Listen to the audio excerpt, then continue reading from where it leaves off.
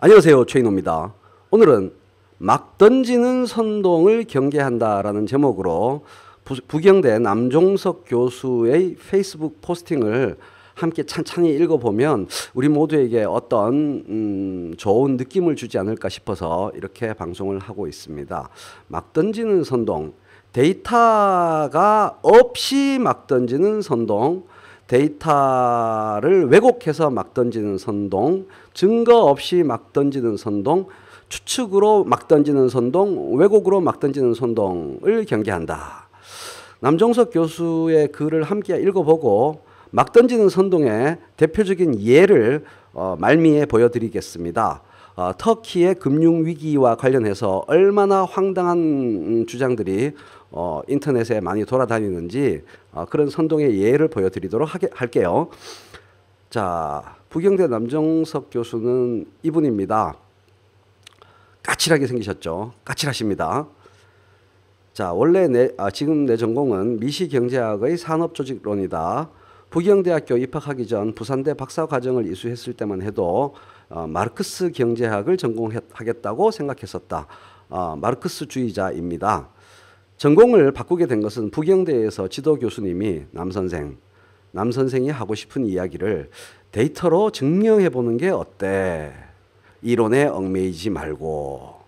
이러한 조언에 따라 주로 연구한 분야가 대기업과 중소기업 간의 관계, 선도기업과 하청기업의 착취 관계, 임금 불평등의 원인, 그리고 산업구조 등을 주로 논문을 쓰고자 했다고 합니다. 그 과정에서 가장 크게 깨닫게 된 것은 대기업, 중소기업의 관계가 한편으로는 착취적이면서 다른 한편으로는 꼭 그렇지도 않다는 것입니다. 제가 여러 번의 강의에서 원가 비용 연동 가격제 혹은 비용 연동 가격제의 문제점에 대해서 많이 얘기하면서 대기업 노동자와 대기업 자본이 하나의 그룹이 되어서 중소기업 노동자를 어떻게 착취하는가, 노동자가 노동자를 착취하는 구조가 어떻게 되어 있는가 등을 이야기한 것은 전적으로 이 부경대 남종석 교수의 시각에 크게 힘입은 바입니다. 착취의 측면에서 보자면 일정한 영업이익률만 항상적으로 보장하는 체계를 만들어 놓죠. 원가, 비용이 얼마가 되는지 꼭 세무조사하듯이 중소기업의 비용 내용을 대기업은 완벽하게 하청기업의 내용을 알고 있습니다. 그래서 거기에 이만큼의 영업이익만 가져가라고 하면서 줍니다. 그래서 하청기업의 성과를 수탈하고 기술을 탈취하는 구조가 유지됩니다.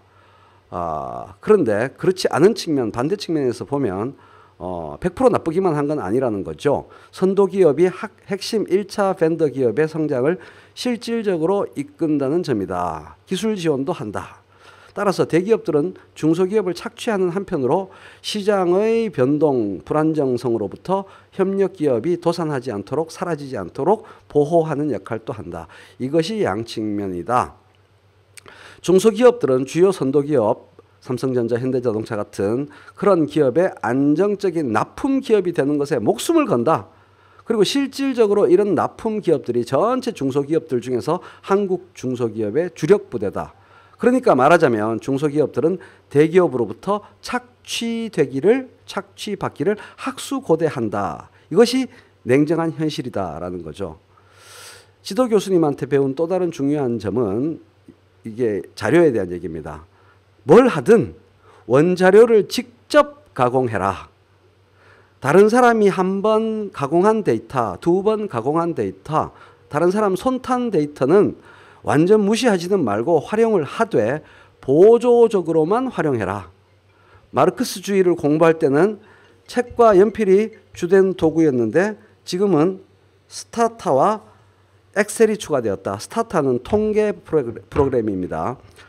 원시 데이터를 직접 보아야 다른 사람들이 못 보던 것, 보여주지 못하던 것을 볼 수 있기 때문이고, 이렇게 주장하는 게 연구자로서 기여할 수 있는 몫이라는 것이다. 이론적으로 대단한 새로운 창의적인 이론을 내서 기여할 수 있는 여지 혹은 확률은 별로 없다. 그래도 가장 기본적인 자세, 원자료를 가공하려는 것에 익숙해지려고 노력하다 인생이 끝나겠지만 이렇게 글을 맺고 있습니다. 자, 인터넷에 이런 유튜브에 이런 게 떠돌아다닙니다. 터키 금융위기에서 왜 저런 일이 벌어졌나요? 물가 불안이 심화되는데도 금리 인상을 안 하니까요. 물가가 15% 상승했는데 정책 금리는 8.75%입니다.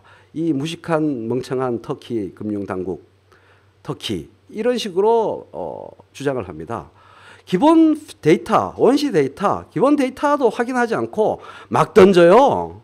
막 던져. 이런 사람이 경제 전문가래. 아, 돌아버립니다, 진짜로. 이게 8월 16일에 방송한 거예요. 그런데 조금만 찾아보면 터키의 기준금리가 몇 프로다? 17.75%로 인상된 게 언젠데 8월 16일에 이따위 소리를 하냐 이거죠.